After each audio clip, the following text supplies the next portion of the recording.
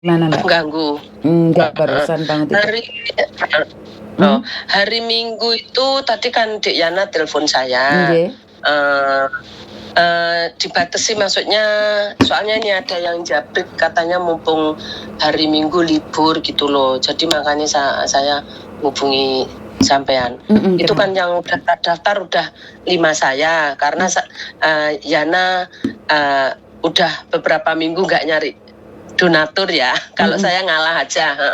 Jadi nggak apa-apa lah, yang penting jenengan Bun. Nanti sama biasanya Mbak Wiwi itu kan ngomongnya tegas kayak sampean, jadi gantian. Nggih. Jadi kalau seandainya tambah lagi 1 bisa. Sebenarnya saya tidak membatasi siapapun boleh datang, Mbak. Jadi sebenarnya saya pribadi. Makanya aku tadi ngomong ke Dek Yana. Soalnya kapan hari itu Miss sendiri bilang pokoknya siapa yang mau boleh, takutnya Yana nanti blenger gitu loh, tadi bilangnya gitu. Tidak. Tapi menurut saya kayaknya tidak. Soalnya bagi saya udah janjian, kita katanya kan udah di niatnya kita, di hati kita masing-masing kan. Sedang yang menyodorkan diri tuh beberapa orang gitu loh. Jadi saya tuh kasihan. Iya.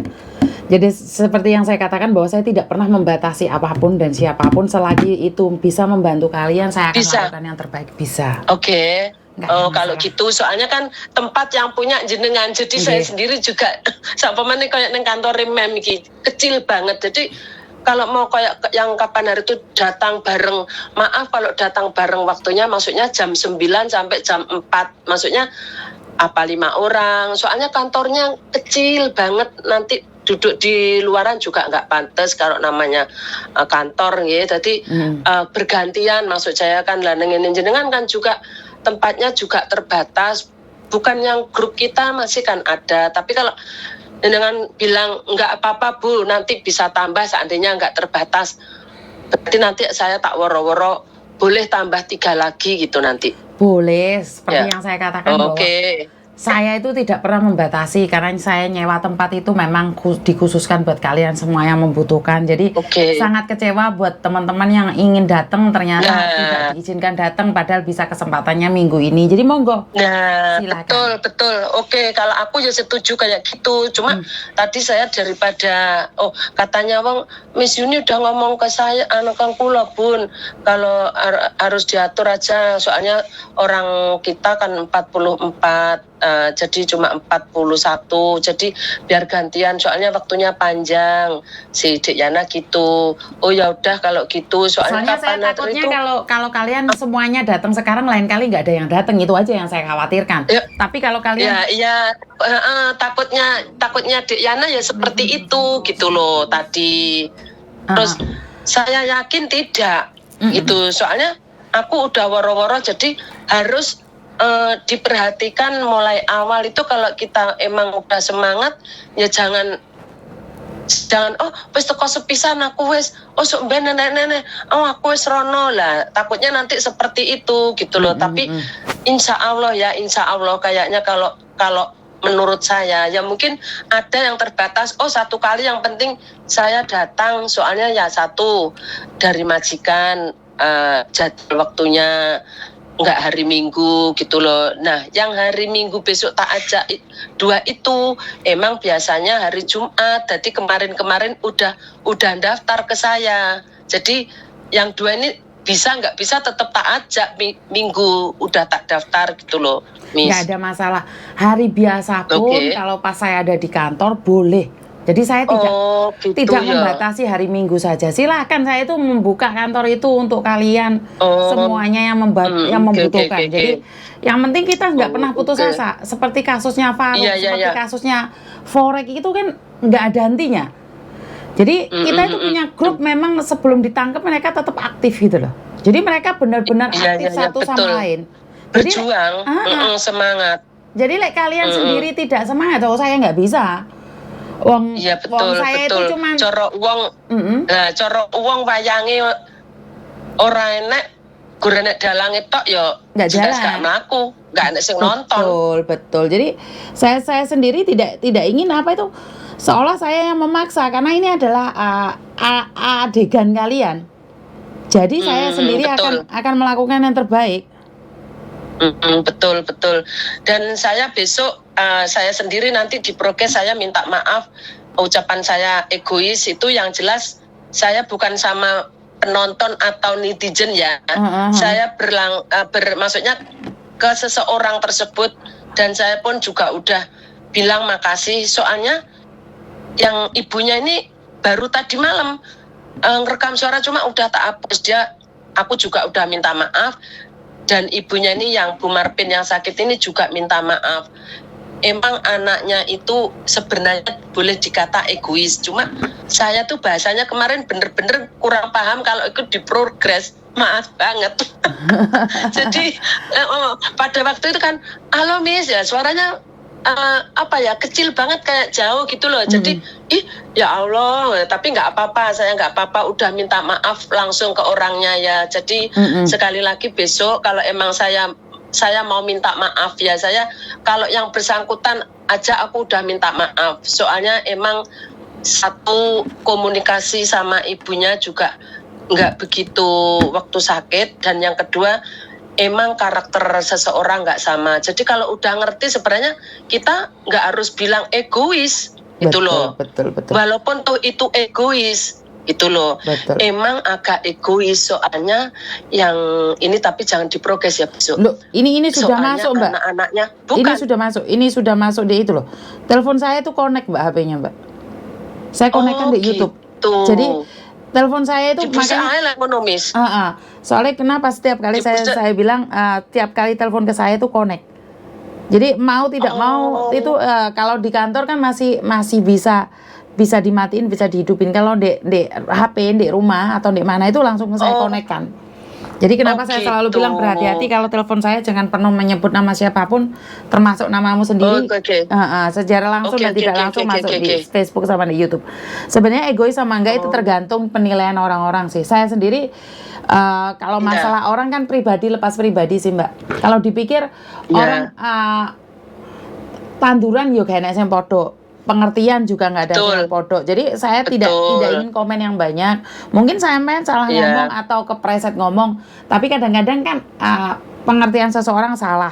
Jadi saya pribadi kan kemarin saya tegaskan bahwa tidak ada yang egois di sini. Cuman tolong pengertiannya satu sama lain, kita sama-sama berjuang. Ojo sampai perjuangan ini gagal karena salah paham ataupun karena emosi sesaat.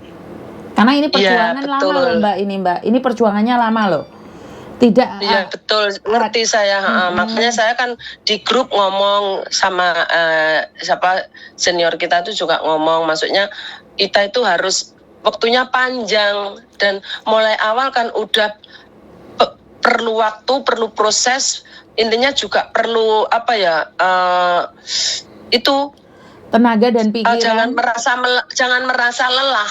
Betul. Jadi nanti 2 kali datang, 2 kali gini ditanya terus gini. Nah, takutnya bosen gitu loh. Seharusnya yang nanya yang bosen Mbak.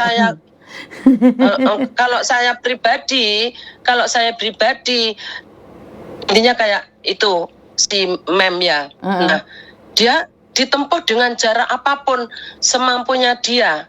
Nah, intinya kayak 1 kali gagal, 2 kali ditempuh dengan jalur ini, dengan jalur hukum tetap masih nggak bisa, jadi ditempuh dengan mengundang atau menemui itu UI se-Hong Kong ya. Nah, ketua yang tertinggi ternyata juga nggak maksudnya nggak clear ya, nggak intinya nggak mantul lah, pokoknya ide pun nggak ada gitu loh. Lah terus kecewa berat waktu itu, kayak putus asa.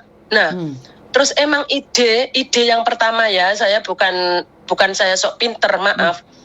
Ide itu emang dari saya itu kan kapan pas ada Pak Kuya dan Martin Simanjuntak itu kan kita berkumpul di musolan saya ya, di markas.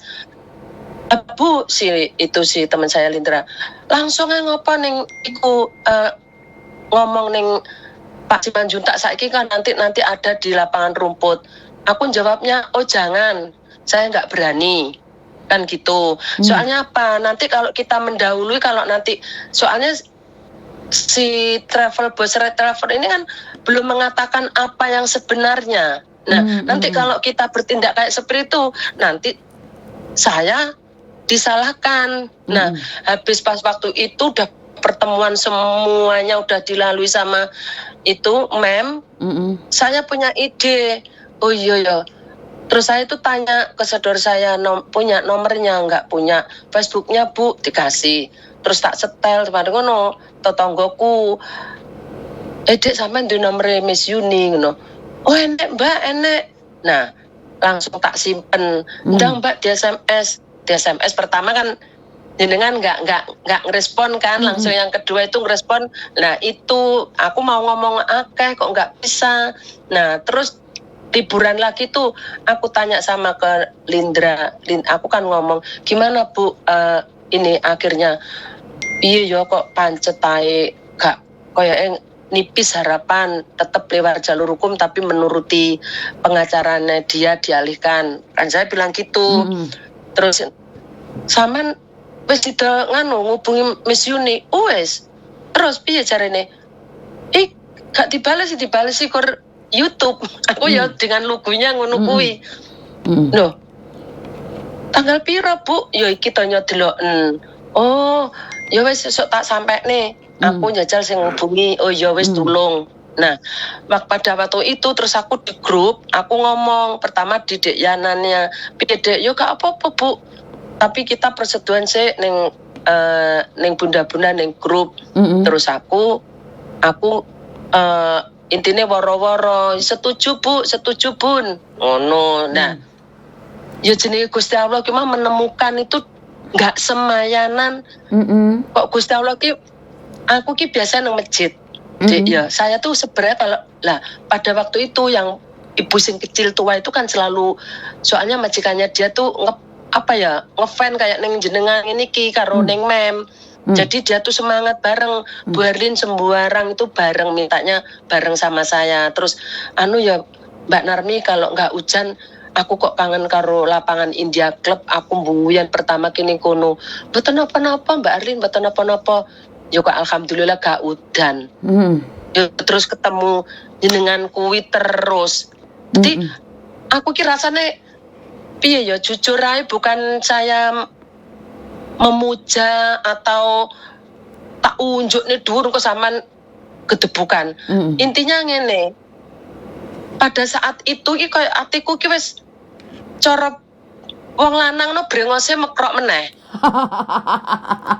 Ada harapan baru nah. Aku yang ngomong ning Yana ning sapa pokoknya ngomong karo Peri lah yo cara wong lanang emane brengose mujur saiki malang meneh aku ngono. Maksudnya itu padahal belum direspon sama tim yang di Indonesia ya pada waktu itu. Tapi perasaan saya itu ada keyakinan gitu loh. Kalau ini mungkin Allah memberi jalan untuk para jamaah yang sedang didolimi. Terus makanya kenapa aku foto itu bukan buat nyelfie gimana ya. Emang sama itu si Lindra, sini bu. Tak kira Ardigawa yang mlebu kepingin roh Pak Eri atau dikasih makan kemalan panganan nih yo. Lah digeret-geret sama si Lindra. Ayo. Perasaan saya biasanya dia itu kan jadi panitia. Nah, yang jelas dia tuh ya mesti saya, Bu, nanti dibawa ke musolaan kan tempat neng grupku itu kan tempat beber musolaan emang aku udah 12 tahun. Jadi dikira maksudnya dia tuh buat dimakan banyak di situ biar gak ngibadir. Nah, ternyata aku kok mbok geret toh iki teles terus ayo kalian enek Miss Yuni sampean tak temokne waduh yang bu cilik iki tak tinggal aku digueret sama si temen aku Lindra itu. Baru di situ tuh mulai mlaku ki rasane wis karo Bu Narmi itu ya Allah alhamdulillah Mbak Narmi ketemu Miss Yuni. Iya Mbak Arlin matur suwun. Iya wis dadi Bu Narmi unyil cilik ki langsung sampai tak eret sampai senenge. Dari situ Miss Jadi jodoh juga ya Mbak ya. Tak grup. Semua itu kan jodoh. Terus terus tak share ning grup. Yo ning grup dokumen haji nih. Wuyus wis kabeh wis alhamdulillah Bun. Alhamdulillah, terus aku ngomong besok Minggu terus jam berapa Bu aku ikut. Nah, sing tak ugemi jeneng arep piye aku wengi ya tetep kejujuran yang saya pakai ya, saya yang pakai pokoknya 10 lah paling dikit Pak, 10 orang. Nah ternyata mungkin pada waktu itu ada yang takut atau nggak berani gitu. Jadi itu aku yang milih, ayo nggak mau ya nggak mau. Sekarang gembruduk Miss, Bun aku ikut. No. Ya syukur alhamdulillah, memang kalau jodoh itu piye ya ono tulisannya dhewe Mbak, karena saya percaya kejahatan itu tidak sempurna. Bener nggak? Sementara yang sampean bilang dengan nada sombongnya si Mbaknya ini mengatakan bahwa tidak akan tersentuh hukum. Saya nggak percaya itu kalau mangkel banget. Saya tidak percaya Mbak, juga, kejahatan itu pasti ada celahnya, pasti itu. Iya, emang kalau itu aku tetap walaupun toh nggak sama Pak siapa itu, maksudnya bukan dengan didamping, tapi kalau apa ya, maksudnya karma ya, karma di dunia ada, karma di akhirat tuh ada, itu walaupun bukan orang Islam itu pun ada. Majikan saya tuh bilang gembregeten pada waktu itu ya. Dia udah haji, Harlin udah. Intinya bahasanya gini, kok tego temen dia juga orang Indonesia, juga orang Muslim, dan udah haji, kok tego mangan duitnya jamaah. Bener aku besok ya kalau nanti progress, nanti rekaman saya suara yang nangis itu nanti bisa boleh dimuat. Masih yang satu yang saya bilang sampean itu loh diajak, itu waktu itu masih tak panggil diajak. Emang saya walaupun saya posisi umur udah tua, saya itu masih mila-mila gitu loh Miss, maksudnya kalau sama jenengan kalau sebutan Dek, kadang saya pribadi Dek ya, tapi kalau dibuat progres, maksudnya dibuat kalangan sana, ya aku tetap mengikuti, intinya kayak miliuner bahasanya Miss atau gimana ya, saya harus mengikuti, jadi harus bisa menempatkan diri. Mungkin kalau saya ngobrol biasa depan-depan ya mungkin saya nyebutnya ya dengan ya Dek gitu. Jadi kalau sama Martin saya juga masih menghormati, saya diajak, aku bilang gitu. Mungkin sampean saiki merasa sih ada rezeki atau isi urung kepleset. Tapi kalau suatu saat emang kalau nanti ada apa-apa sampean ditinggal karo Reda, iki saumpama sampean dijerat hukum, emangnya sampean sapa sing ngarepe nulungi? Emangnya Reda, sampean iki lho gur geumpan. Aku seperti itu. Dan gini ya, kan selama ini tidak ada yang memberikan sedikit harapan. Kan sekarang nih Pak Ruben juga sudah tak jadikan di grup situ. Itu menurut kalian seperti apa? Apakah itu Indonesia, orang-orang di Indonesia itu benar-benar mau membantu kalian atau memang cuman cari gaya aja? Menurut jenengan piye? Ya kalau saya pribadi dan teman-teman yang semangat itu ya benar-benar membantu, menolong. Oke, karena kan mereka sebenarnya kasus ini kan di luar target mereka kan. Kalau dipikir kan. Iya betul. Kita itu nggak bayar. Nah, 1 sen pun kita nggak bayar, terus mereka berkumpul sampai 20 lebih pengacara Indonesia hanya diskusi tentang kita. Benar nggak sih? Nah, itu pun bagi saya pribadi ya, itu juga apa ya, suatu mukjizat dari Allah dengan lewat seperti yang kita bahas atau kita urus ini, terutama beliau Bapak Ruben dan Bapak Martin Simanjuntak, juga Pak Surya dan Uya Kuya. Kami merasa berterima kasih banget, soalnya udah ngerespon, bukan ngerespon aja ya, karena langsung diproses gitu loh. Jadi mereka sendiri langsung memberikan apa ya? Benar-benar bekerja gitu loh Mbak. Lihat dipikir kan selama ini kan sopo sing peduli. Mereka cuma ngomong aja di depan kita, tapi kan secara realita kan mereka enggak. Dan dari pengacara yang ada di Indonesia, mereka tuh ngumpulin data, gak dolanan loh Mbak. Mereka itu spend time, buang waktu. Seperti apa? Terus, nah ini ngomong, ini logika, dan biasanya orang di sana itu kan apalagi kalau muter kayak masalah haji itu kan dia kan nggak mau tahu, atau ya kalau emang orang yang hatinya muslimah, kalau orang perempuan, kalau yang laki-laki muslimin ya, itu yang jelas prihatin. Nah, tapi kita juga nggak boleh memvonis orang itu jahat apa orang itu baik. Nah, orang baik dan jahat itu tergantung hati seseorang ya.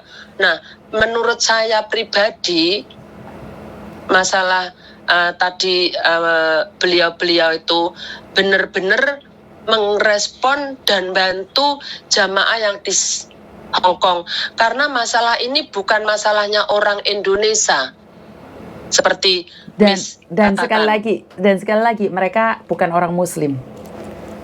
Nah, itu sedemikian perhatiannya.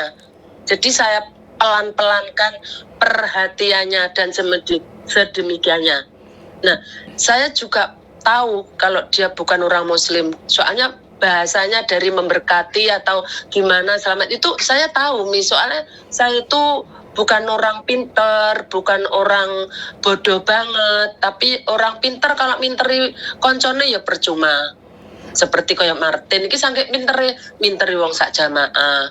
Kan gitu. Jadi lah ya, yang membantu sampean sekarang tim pengacarane sampean KPU malah dari beberapa itu bukan Muslim loh. Benar-benar bukan Muslim, dan mereka harus belajar bagaimana bisa menjadi berkat orang lain. Itu kan sebenarnya bahasa yang kalian sebenarnya tahu.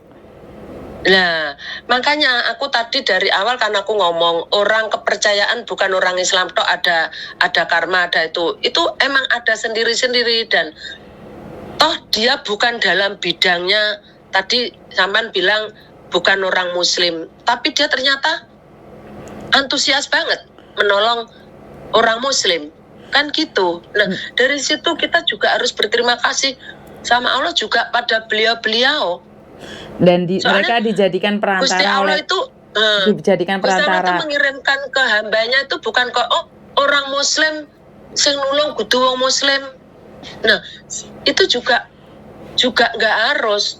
Yang penting bagi Allah itu juga ditebarkan di umatnya, di hambanya, dan orang yang berarti, orang yang dipilih sama Gusti Allah menolong kita, ya orang itu benar-benar orang baik. Kalau orang nggak baik nggak mungkin masuk di grup yang dimana root semua, kan kalian disuruh japri semuanya langsung japri Pak Ruben. Ya untung saya nggak ngasih nomornya. Dia nggak bener. Nah, dari situ pun kalau dia nggak bener-bener nih mah, lo apa sih? Aku untungnya nolong kok mumet temen ngurusi. Ya, ngurusi. Loh, sekarang saya contohnya aku ya. Ini saya pribadi. Pada waktu pendataan udah separuh lebih, saya tuh bener-bener mumet. Soalnya intinya kalau Arlin ini namanya ini disuruh kayak sekarang ini Pak Rubin, kan agak rumit ini juga seperti pendataannya Cuma yang diminta Pak Rubin kan yang di Indonesia kayak TKK, terus apa itu lah, juga gitu. Pertama nomor nama asli, KTP, nomor paspor, nomor HP, dan jumlah uang satu persatu. Kalau travel one, nomor lisensinya berapa, nanti travelnya 3, ya jadikan 1 jumlahnya, nanti paradis berapa. Nah, ini per jamaah Bunda ini kan ada yang pikirannya agak lemot, ada. Nah, saya tuh selalu diserang lewat SMS. Itu aku mumet. Apalagi sekarang Pak Ruben. Beliau Bapak Rubin. sedang kita jamaahnya 40. Lah aku sik nangani teko selawe ndasku cemut-cemut. Yes, pokoknya Mbak Herlina, siapapun yang mau datang ke studio saya boleh, dan kebetulan semoga tetap semangat dan semoga cepat clear, semoga semua diberi keberkahan dan lancar, aman. Amin. Makasih, Miss. Oke, Assalamualaikum. Oke, sedikit bingung mungkin kalian mendengarkannya, karena kalau kalian tidak mengikutinya tentang jemaah haji, mungkin kalian akan merasa bahwa penjelasan Mbaknya itu tidak detail. Tapi kalau kalian mengikuti podcastnya dari awal tentang jemaah haji ini, mungkin kalian sudah paham. Jadi ini adalah terserah dari pengertian kalian semua, karena saya tidak bisa memaksa kalian untuk memahami apa yang disampaikan oleh orang lain. Yang saya bisa tahu adalah mereka sedang berusaha mendapatkan keadilan. Jika memang uang itu tidak kembali, bagaimana caranya mereka naik haji? Jika seandainya mereka tidak bisa naik haji dan mereka tidak bisa uangnya kembali, terus apa yang diberikan